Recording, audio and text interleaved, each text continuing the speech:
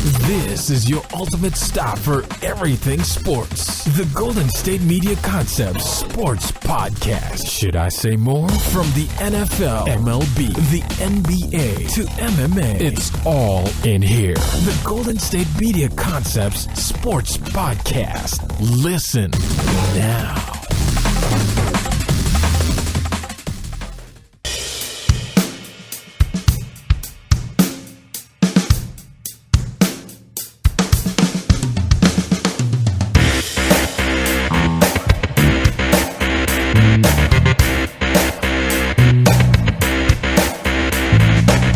Thank you for listening to the Golden State Media Concepts Sports Podcast, where we discuss all the news in the world of sports. My name is Ben. And I'm Anthony. We're back here on a Friday. Really excited for the show. We have a lot to cover. Basketball, NHL, the NFL released their regular season schedule yesterday. Got some trending stories at the end. It's going to be a great show. There's a lot to cover. I'm not going to waste any time. Let's get right into it. Last night in the NBA, we had 3 very important Game 3s on the schedule, and all of them coming with big storylines from them. And honestly, I don't know what else to say anymore about LeBron James. Like, regular season, yeah, might not care about it, but last night again, the Cavaliers, Game 3, going back to Indiana, they win 119-114, but the big story, the Pacers had a 25-point lead at halftime, scoring a franchise postseason record 74 points in the first half. Paul George, 19 points in the second quarter, absolutely rolling all over the Cavaliers. But the Cavs come back down 25 at halftime to win 119-114. LeBron James, triple-double, 41 points, 13 rebounds, and 12 assists. But in that second half in particular, 28 points, 7 rebounds, 6 assists, 0 turnovers, and a plus or minus of 30. This guy did it all. In the fourth quarter alone, Kevin Love and Kyrie Irving didn't even see a single second on the floor. Right. It was the LeBron James show with a bunch of shooters around him. Channing Frye had a good game off the bench, had 13 points. J.R. Smith, 13 points. Kyle Korver was 4 of 5 from 3, had 12 points. I don't know what else to say. The King did it again. He strikes again. One of my favorite theater pieces with this whole thing is it's not even LeBron James because LeBron James, he's still the best player in basketball. Like regular season, he can sleepwalk, do whatever else like that, get the number 2 seed, doesn't care. Postseason comes, he's like, that might even be a blessing now, seeing as how Boston's doing. Right, and so he's going to get to the Eastern Conference Finals, bare minimum again.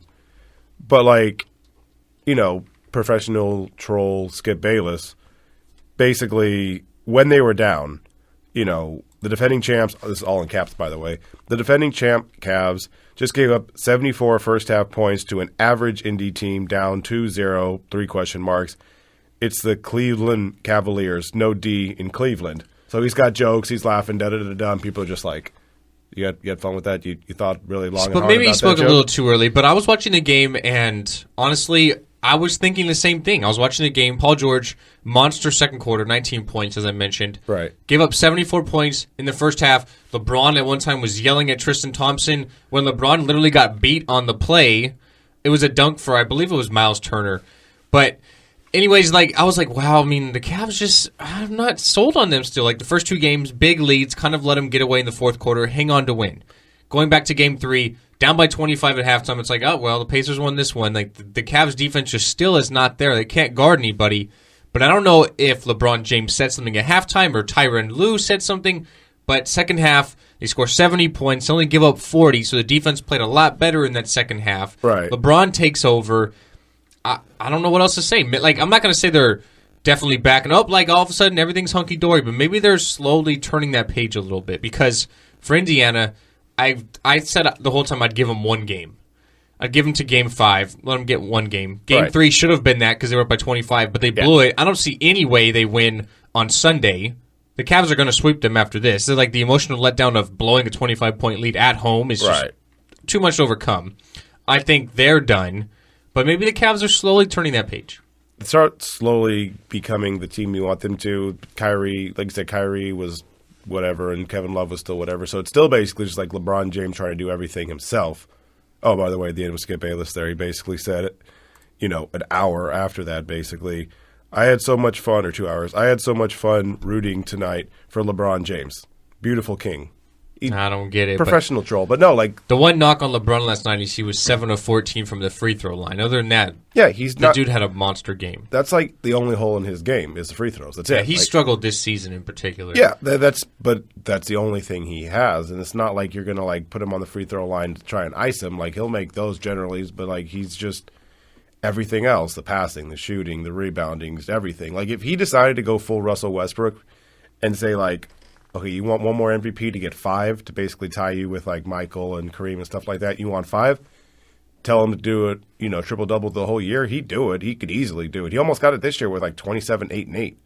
Like if you basically told him like, hey, average a triple-double for the entire season, get the points, get the rebounds, get the assists, and have your team get the 3 seed or something like that, worst-case scenario, I think he probably would do it. And he probably could do it pretty easily.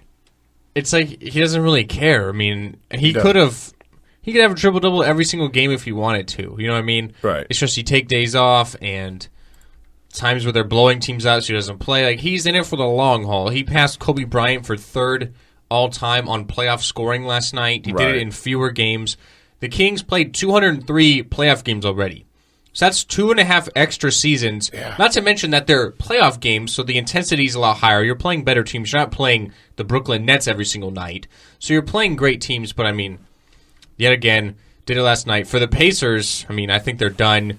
Paul George, his time in Indiana is literally just hanging on by like a thread. He had a great game, 36 points, 15 rebounds, 9 assists. But he's already been frustrated going back to the All-Star break. He wants to go to L.A. He already made that clear. He has another year left on his contract, but Larry Bird's not an idiot. I would imagine he'd maybe try to trade him around the deadline next year, seeing as how he's not going to sign a deal in Indiana. Right. But, I mean, the Pacers are absolutely done. Game 4, I don't give them a chance on Sunday. We'll see what happens. Moving on, still in the Eastern Conference, the Milwaukee Bucks blow out the Toronto Raptors last night in Game 3, 104-77 to take a 2-1 series lead. Really, it was their defense. I mean, DeMar DeRozan didn't even make a shot last night. He was 0 of 8. He only had 8 points, all coming from the free throw line. Kyle Lowry continues to struggle in the first round of the postseason, 13 points on 4 of 10 shooting. And just a really balanced attack for Milwaukee. They had 6 players in double figures. Giannis Antetokounmpo with 19. You had Greg Monroe off the bench with 16. Even Michael Beasley, 13 points off the bench from 5 of 9 shooting. The Bucks just seem to match up really well with Toronto, and I think it's their length. Up front, you have guys like Thon Maker, and Antetokounmpo's got a really big wingspan. You have Beasley off the bench, who's long and athletic. Monroe, Dellavedova off the bench is a guy who plays really physical defense and can really pressure a guy like Kyle Lowry. The Bucks are actually surprising me a little bit here as the number 6 seed, a 2-1 lead now. So, yeah, all the length they have, be it Middleton, be it Henson, be it whoever's on the team, they're all really good at just basically being 5 foot, like 6 foot, like 8 and above guys with just ridiculous length. Giannis not even close to anything that's like a human being with what he can do every night. His name is the Greek Freak Night. That's literally like a perfect. It is. And they did that when he like first got in the league, when he was just lanky, and they didn't know what he was. They just said that because he had all the potential, but they didn't know what it would be. Now he's not even close to the potential. Like he's still got like a few more years to get better and better and better. For Toronto, if you're Toronto, do you blow it up? I don't know if I'd blow it up. Because the reason I say that is because, okay, playoffs generally, like, it comes down to the best guy, right? Like, the best guy in the series generally is the one that wins the series, right? If you have LeBron, if you have Kevin Durant, if you have Steph Curry, if you have, like, whoever, Kobe, like, you generally win the series. Giannis is the best dude in this entire series. And fine, they may have the next 2 in Toronto with Lowry and DeRozan, but like you said, Lowry struggled, and DeRozan last night didn't make a shot. Yeah, Tony Snell played great defense on DeMar DeRozan last night. He really pocketed him the whole night. And for the past 4 years, with Lowry and DeRozan as the guys, they've won, at least 48 games, and they've been a high seed all the time. Problem is, once they get into the playoffs, either Lowry struggles or DeRozan struggles, or one of them's hurt, or just something. Like, they don't ever go as far as you would hope that they would. And this year, if they go out in the first round, Lowry's not any younger, and DeRozan, I'm trying to think, what he would be on, a championship team, the third best player. I feel like Because he's the number one on this team. I've heard a lot of people talking about it, and I feel like him and Gordon Hayward, maybe you're in the same mindset. I feel like they're kind of like big fish in small ponds. Sure. Like on these teams are at, like DeRozan probably, I think he averaged like 26, 27 points this season. Yeah. But put him on Golden State. I'll take Draymond Green over him. I'll take 100%. Clay, Steph, KD. Well, put him on Cleveland. I'll probably take DeRozan over Kevin Love, but not over Kyrie Irving and LeBron James. So, and that's the thing, like you said, like he averaged 26 points. Yeah, so did Kevin Love, so did Chris Bosh, so did people like that, and they made them the third player on a championship team, both with LeBron. Right, like no disrespect to DeRozan, he's a fantastic player, but he's not.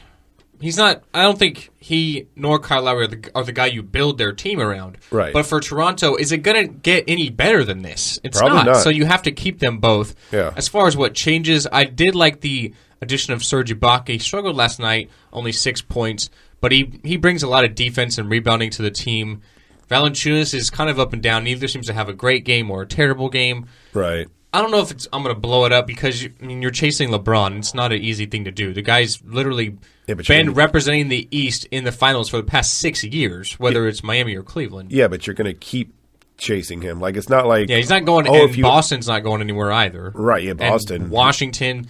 So I think you have to make some changes, but you got to keep Lowry and DeRozan. They're all stars. And the thing, yeah, okay, fine, yeah, but also the thing is, like you said, like big fish, small pond. They're in Toronto, and we don't generally care about Toronto. Like, no, the only time we as a nation cared about the Raptors was when Vince Carter was jumping out of the gym. That was it. I mean, he did one of those last night with the Grizzlies. We'll get to them in a second. But Milwaukee, a 2-1 lead. Game 4 is, of course, still in Milwaukee. That's going to be tomorrow, actually. I still like the Raptors in the series, though. I got to think that Lowry starts playing better, and DeRozan.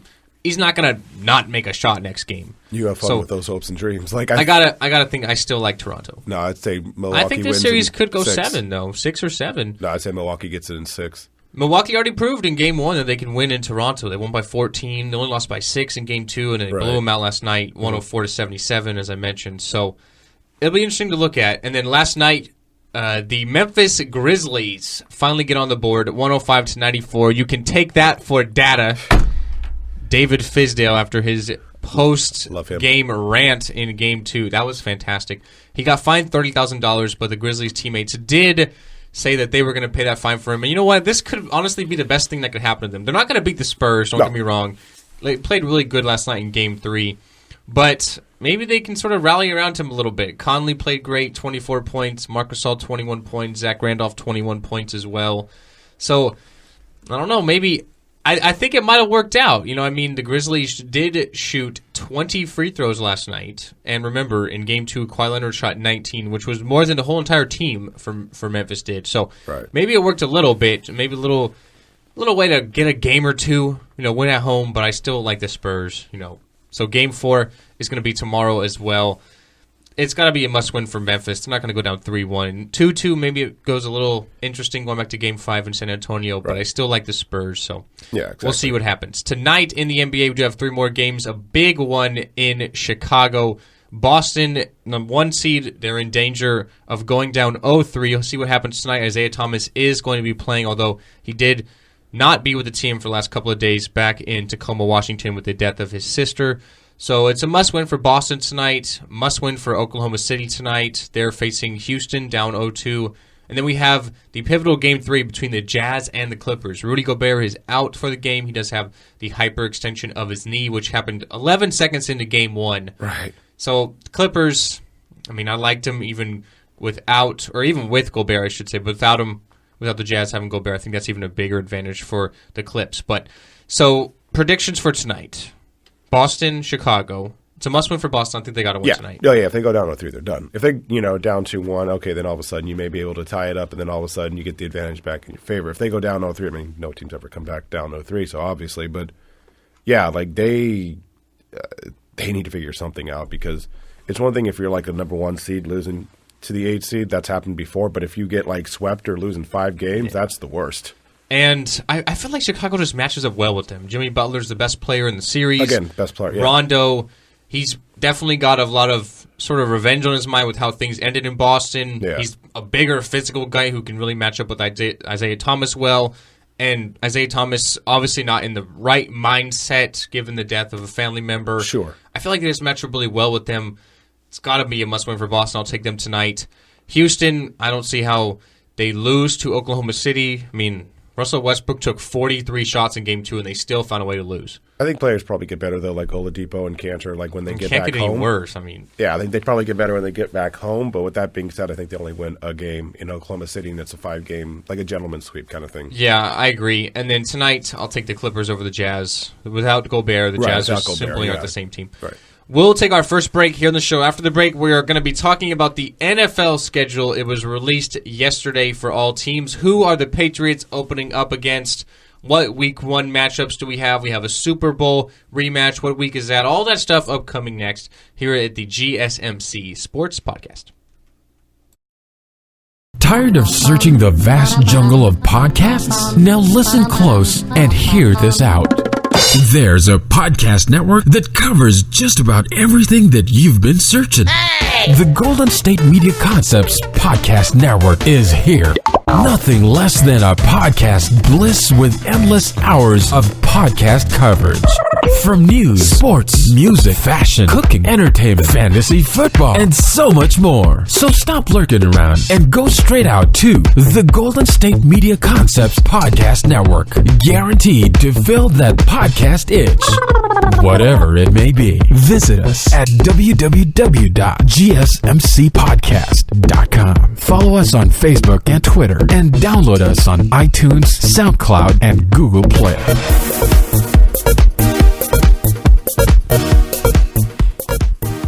Welcome back into the GSMC Sports Podcast on Thursday, September 7th.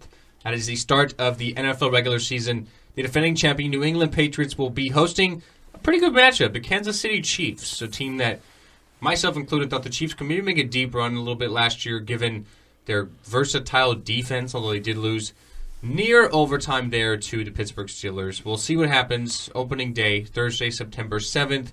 A few more opening weekend matchups that ought to be interesting. The Giants will host the Cowboys on Sunday Night Football. The Packers will be taking on the Seattle Seahawks at Lambeau Field. On Monday night, we have the Vikings and the Saints. Oakland going to Tennessee. That game came down to the wire last year, so that ought to be interesting. We have a few more notable games. We do have 4 games being played in London. We have Jacksonville and Baltimore, Miami, New Orleans, Rams, Cardinals, and then Minnesota and Cleveland. We do have another Mexico City game. The Raiders will take on the New England Patriots. And in Week 7, we have a Super Bowl rematch in Foxborough. The Patriots taking on the Atlanta Falcons. A few more sort of notables as far as the schedule goes. The AFC West, so you have the Broncos, the Raiders, the Chiefs, and the LA Chargers. Still weird to say that. But they have the hardest schedules, and the Broncos have the hardest one. And when you're looking at some specifics, here's where I think the schedule is just like totally weird, how they do everything. And it makes no sense to me at all, okay? Okay. So the New York Giants, they are going to be having 22 fewer days of rest than the rest of their schedule combined. So when you factor in like Thursday night games and playing on Monday, Right. 22 fewer days. Like, how does that even happen? Seems like It's like totally off. like, do people do these things, or does like a computer do it? I think it's not a computer. It's like they all sit and meet and like organize it, and then like the Chiefs have like 14 extra days rest Right. than any other team. And Not to mention, I mean, they have a little bit because of they're playing on Thursday opening night, and then you have like Thursday night games and Sunday night games, and and not I even just don't know how it adds up. Like, and not even to mention teams like call it the Chiefs, right? The Chiefs are in the NFC or the AFC West, right? yes, So Kansas City, middle of the country, has to go and play LA, Denver, and Oakland for right now. You have to go like 1,500 miles to do that. Then you have to come back. Then if you're going to play, say, the Dolphins or Patriots, you got to go 1,500 miles. That way, like those teams like that have to travel a bunch of, probably more miles than say like the Patriots, who have like, the Jets up top, the Bills up top, and if they go play Pittsburgh, it's all kind of in the same area. Like stuff like that with travel, that matters also to where teams are just going all the time. Like I understand you have like a week in between, but still, if you have a game on Sunday, then you play on Thursday, and it's like 1,500 miles, 3,000 miles, like that's going to affect you. I feel like they like do the same thing. Okay, here's my example. And I don't have more than 1 year to go off this, but Sure. I was reading this stat when this came out also. When you have the amount, you're talking about the travel, and that's where I was going to get to, the amount of Right. travel between teams. So the Steelers have the shortest travel distance on their schedule, and it's like something like 3,600 miles, which is like basically a trip from here to like the East Coast, Right. in Sacramento. You know what I mean? So not very far between the whole entire season. You look at the Raiders, their travel time or their travel miles is like 18,000. Right. So it's like 6 times worse than the Steelers. Like, how does that even happen? Yeah. And I realize the Raiders are giving up one home game because they're going to Mexico City, which they did last year as well. Also, that seems mean. Like, you're leaving in 2 years, so you might as well have all the games at home you can. But nope, The league doesn't make that. The Raiders actually are the one doing that. So they're giving up a home game. And we're actually going to talk about the Raiders a little bit later in the third segment because they're literally just like slapping Oakland in the face. Right. Like, they already left. They're giving up another home game, and we'll get to what they're doing next week with their draft party. But it's like, how does one team travel 3,600 miles and the other team travels 18,000? Right. Like, that does not add up. 'Cause You look at the Raiders last season, Yeah. they went and played on the road in New Orleans, on the road in Tennessee, on the road in Baltimore. They're starting the season on the road in Tennessee. Like, Right. the same thing as last year. Yeah, and like you said, like it's not like with the NFL, kind of like with the NBA. Like the NBA, you play everybody, right? At least once, Yeah. home and home kind of thing like that. The NFL, you don't have to do that. Like you can play your division. Obviously, you can play your division twice. So Denver, LA, and yeah, Kansas City's kind of far. But outside of that, like, if you were to play the NFC West or if you're going to play even the Central, something like that, like you don't have to travel like all that distance, stuff like that, right? Like you could make it a little bit better for them. Or like you said, don't have the game in New Orleans, don't have the game in Buffalo, don't have the game in New England, like have the game relatively closer. Yeah, I just don't know how it all really adds up. It's just one team travels 3,600, and I realize there's a lot of teams, like the AFC North is really close. Right. You have Cleveland, you have Cincinnati, Baltimore, and Pittsburgh. Those are relatively close.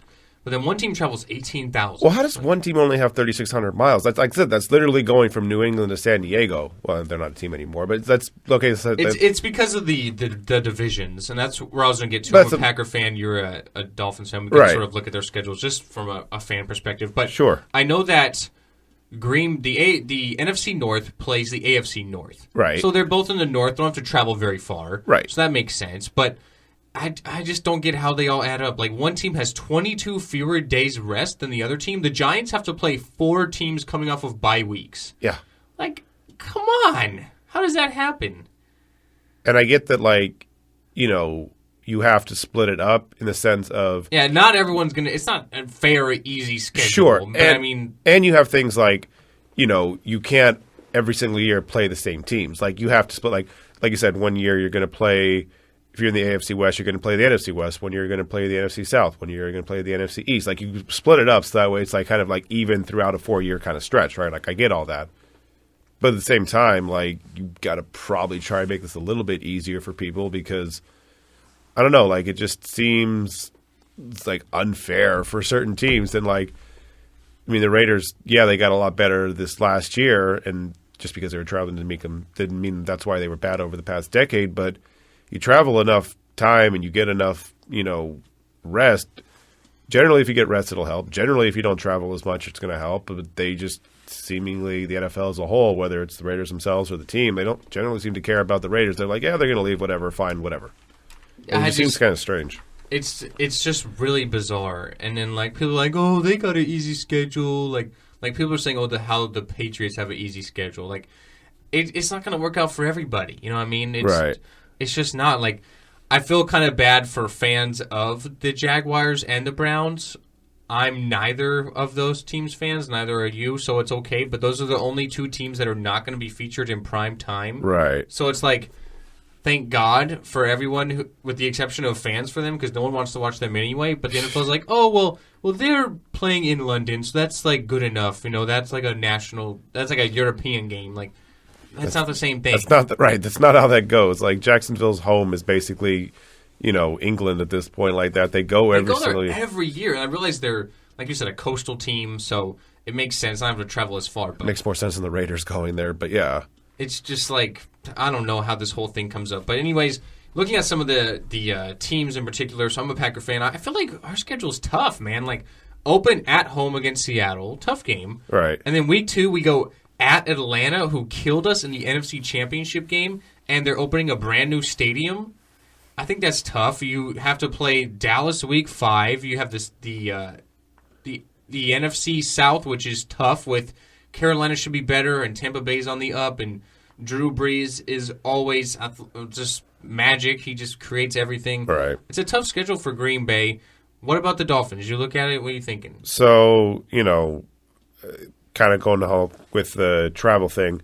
You start off at home at Tampa Bay. Congratulations. Then you go all the way to the West Coast in Los Angeles and come all the way back to New York. So you got a nice little travel going, 3,000 miles, bam, bam, bam, like that. But then it's like week 10, they play Carolina, at Carolina. Cool, whatever. Week 11, they got a bye. Then it's at New England, Denver, New England, at Buffalo, at Kansas City, Buffalo again. So fine. Tough. So fine. Maybe you think like they win one of those Buffalo games because it's 2 out of 3 weeks. They're probably going to win one of them. They're probably going to lose both the New England games because Brady. And you have literally the Super Bowl champion. You got to face 2 out of 3 weeks. The other one's Denver, who has a defense that scares everybody, and then Buffalo and Kansas, and Buffalo, who's like in your division, and then at the Chiefs. At the Chiefs stinks.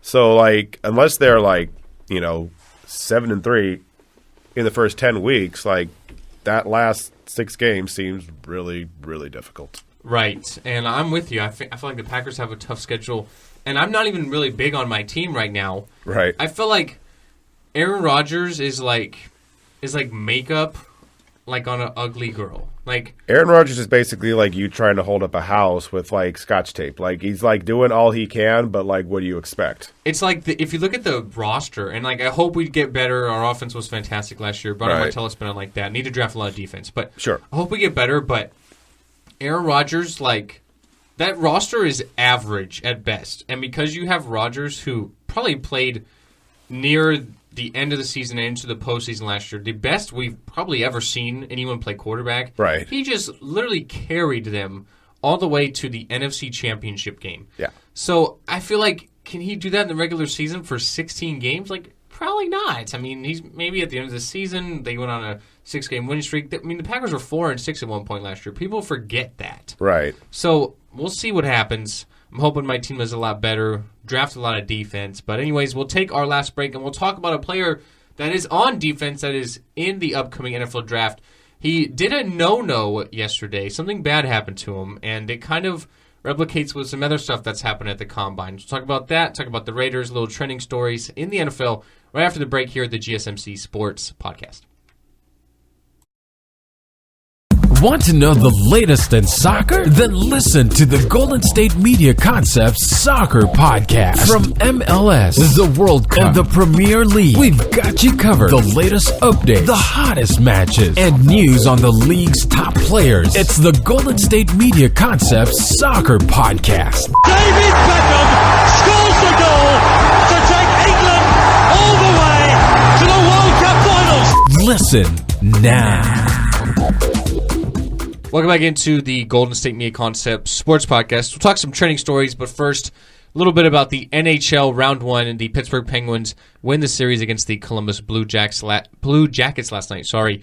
And then the Nashville Predators beat the Chicago Blackhawks 4-1. The 8 seed swept the 1 seed in the West. Like, this happens, it seems like every year in hockey. And I'm not a huge hockey guy. I don't watch too much of it. The playoffs is always fun and entertaining, but I don't understand how it's like this is like the norm. Like, I realize hot goalkeeping like wins in the postseason, kind of like in baseball, how a hot pitcher can sort of carry teams. Right. But I just don't get, like, you're the number 1 seed for a reason. Yeah. And you just get swept? Yeah, hockey plays by different rules. Hockey doesn't care. This happens like all the time. It seems like the 8 seed beats the 1, at least in one conference every year. And they've had the multiple times where teams have gone down 0-3 and still won the series. So like, yeah, I just don't know how this stuff isn't- happens. But right. It's the weirdest thing. But anyways, let's talk some more football. So Rueben Foster from Alabama, middle linebacker, you'll probably know, great player in college. Just goes down the line with those great middle linebackers from Alabama, whether it be C.J. Mosley or Dante Hightower. Now you can put Rueben Foster in the mix. At the Combine, he did get sent home early because of an altercation with like a nurse with the whole medical facility and everything there. So he gets sent home early from the Combine. And now yesterday, his Combine drug test comes back diluted. Right. So you're thinking to yourself, oh boy, not too good. According to Foster, here's what happened. So before the Combine, like a couple days before, he was really, really sick, really dehydrated, felt like he needed to drink a lot of water, a lot of Gatorade, get his fluid levels back up, which I understand. That happens all the time. So he says the reason his drug test was diluted was because of all the water in his system. Is it possible? Sure. I'm not going to go on here and bash the guy. But a failed drug test, no matter what the excuse is not a good thing. No. It's like, this is almost like cheating on an open book test because you know you're going to get tested at the Combine. Right. So whether you did or didn't maybe smoke a little marijuana or whatever happened, you know this is coming. Right. I don't know, man. Dude, the best part is, because, like, it's different if you know a test is coming. Like, I guess the first day that the NFL can start testing players for marijuana, guess what day that is? It was 420. It was Yes. yesterday. Like, Which coincidence or... Which just no. seems mean. Well, it just seems like you're just like the NFL. It's just like, guess what day I'm going to test you? That one. Well, Good luck on that. I just don't... The thing I don't like about the NFL, I don't care when they start it. Right. The thing I don't like is oh, you passed your drug test. Okay, you're good for the next year. Right. It's like okay, I just need to not smoke dope until I get my random drug test in like May, and then I could smoke weed every other day until next April when I need to stop again. Like, it's not. That's the thing. Like, it's a terrible setup. Like, if you're gonna test them, have them do random tests every month or two. I get it. Testing one day for the whole entire year, that's just dumb. Well, no, it's just them basically figuring out whether or not you can be smart enough to, like, pass it thing. Like, they don't care as much if you actually do it. Like, they don't care because I forget who said this, but I think it was like Bomani Jones, something like that, basically saying, like, look, it's one thing if you fail a drug test that's random, right? That stuff happens. But if you pretty much know you got one shot, right? Like, you have, like, one day a year or when it actually is coming and you still fail it, that's your fault. Like, literally, like, you got a problem at some point in there. And then you got to probably get something fixed about that. Because if you know what it is and you still mess it up, that's different. Now, for Foster, like, if his diluted sample is because of marijuana, then it's not just once a year. Then they get tested multiple times and they have, like, a whole bunch of other stuff they have to do. But if you're just someone in the league and it's just like, cool, I got my one test, cool, done. And with the NBA, it's 3 times. The NBA, you get tested 3 times in the year, and the third time, you know, because they finish in June, they start in October. If that third time is in, like, January, blaze up, do whatever in the world you want to do. Because at that point, it doesn't matter. And like I said, with the NFL, you get your drug test. If you're good, go. You know what I mean? Like, every now and then they do these weird things where, like, Adam Vinatieri hit, like, a 50-yard field goal. I remember and like, Pat McAfee always had, whenever he would, like, truck somebody, the punter Right. of the Colts, he's retired now, but Right. whenever he would, like, truck somebody, then he'd get, like, a random right. test. The NFL would be like, come here. Come here. What is that? Yeah, like, you're a punter. You're not supposed to do that. Right. So I just hate how they all do that. But so Foster, his drug test comes back with a banned substance, diluted. He says because of this. Do we know? We don't. We don't have any specifics. But you're looking at Rueben Foster. You already had the issue at the Combine where he got sent home because of an altercation at the medical facility. And this makes sense because he says he was sick and really, really dehydrated and everything. So he's already got like 2 bad Combine experiences under his belt now. Right. Great player in college, but are you worried about him? Because Foster's a top 10, top 5 even talent. Sure. So if you're a team drafting, I'll say between 5 and maybe this will have him slide probably a little bit. So I'll say between 5 and 15. So you're looking at maybe Tennessee and Indianapolis. If you're a team in between that range, are you obviously you're going to be more worried because if you're a team drafting in the top 5 or top 10, you're expected to get a player that's going to contribute and make an immediate impact.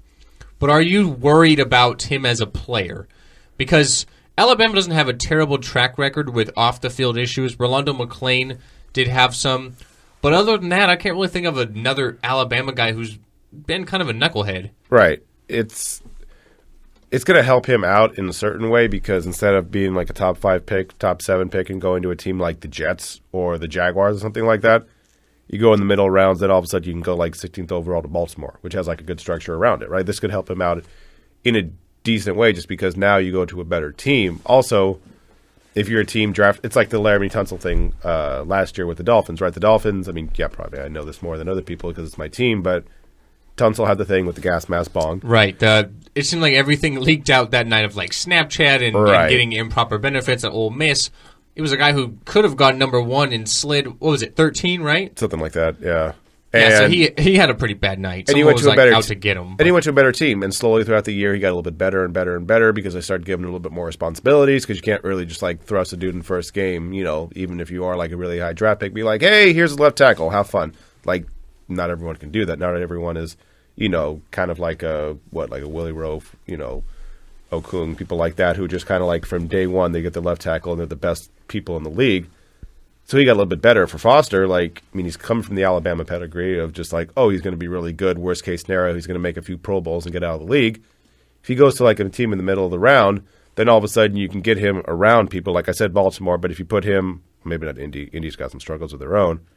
But Washington it definitely needs defense, though. So. Washington, Tennessee, you get to a good team like that, all of a sudden you are just, it's going to help, right? It's the thing of, at that point, they're going to take you because you have so much talent, right? It's the thing of just like, okay, there's no way we would have gotten you before. Now we are getting you. Yeah. We'll roll the dice and we'll be fine because there's no way we were getting you beforehand. Right.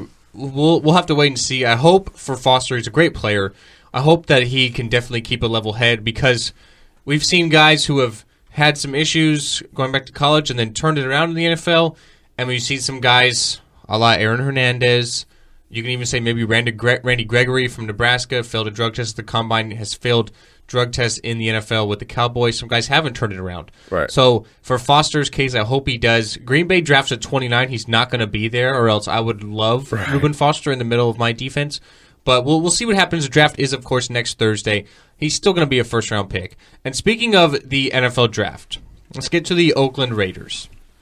So the Raiders, of course, we know they're moving to Vegas probably 3 years from now. They'll probably play in Oakland another 2 years while that stadium's getting built, and then obviously be in Vegas. Right. So they're still part of Oakland and still the Oakland Raiders for at least a couple of years. But if you ask them, they're really not. Right. Okay, so the draft is next Thursday. Yes.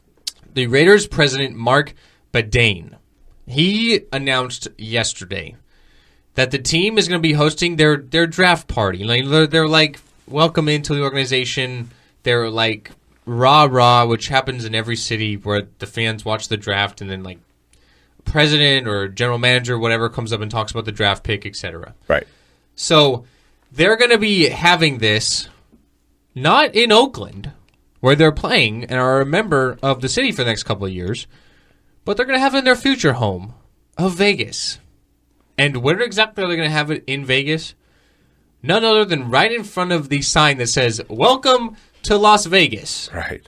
Like a total slap in the face. Like this is of Oakland. Like this is the equivalent of your parents divorcing. Like they're not divorced yet, but they're like separated. It's like they're waiting to sign the papers, and like mom or dad already has a new husband or wife that they bring to Christmas. Yes, that is totally what this is. This is bringing, Jeff, who you don't know who Jeff is, but Jeff decides to sit next to you at the dinner table at Christmas. You're like, I don't know this man. Why is he here? I don't want to do this right now. Where's Dad? And you don't want to go to Las Vegas. You want to stay in Oakland for at least 2 more years because that's what you've been doing for the past, 20, 25 years. And it's just weird, man. Like, wait 2 years. Like, I understand you're in Vegas. You're happy you're going to Vegas because it's Vegas and everything. But, like, dude, just stay in Oakland. Like, you have 2 years. The thing we talked about with... relish it for another couple years. Well, they're not even relishing it the whole time because one of the home games are going to Mexico.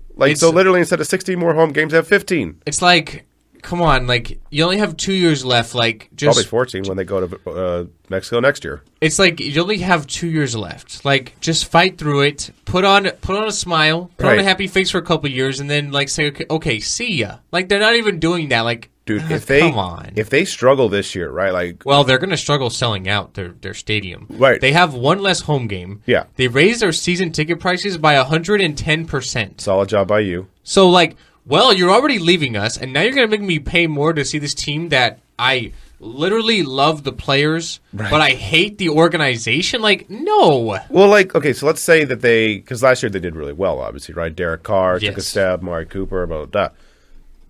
if they struggle next year and they go, let's say, just 6-10, not like bad, but just like 6-10, 7-9, something to where it's just like they had some bad beats, they didn't do what you would hope they would do.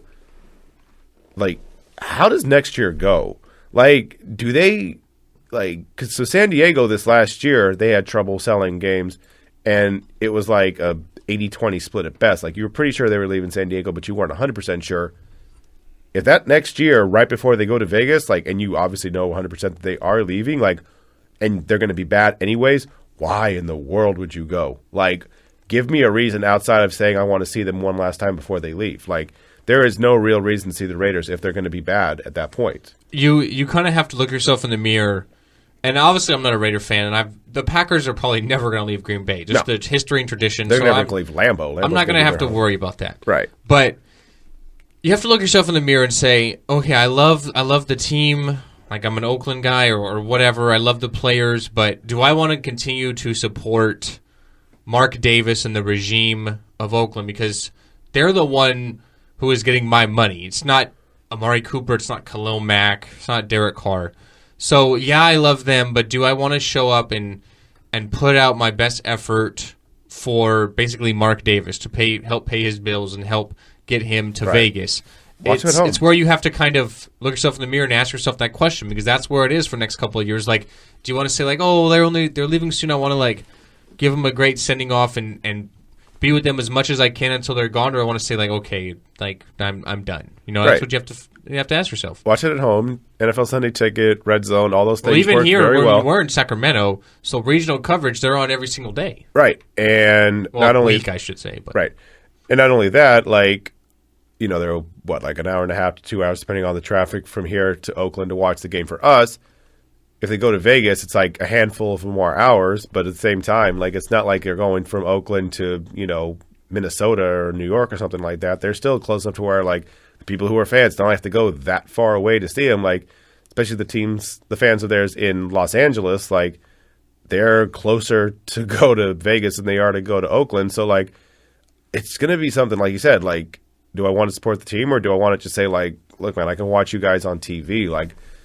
then I can sit in my house eating nachos on my, chair and not have to worry about traffic or Ubers or anything else like that. Like, that last year, if they struggle this year, is going to be rough, man. Exactly. It's going to be really rough the next couple of seasons, but we'll see what happens. Anyways, guys, that's going to end the show for today and for the week. My name is Ben. And I'm Anthony. We are signing off here at the GSMC Sports Podcast. Have a good day. Have a good week, and we'll be back on Monday. See ya.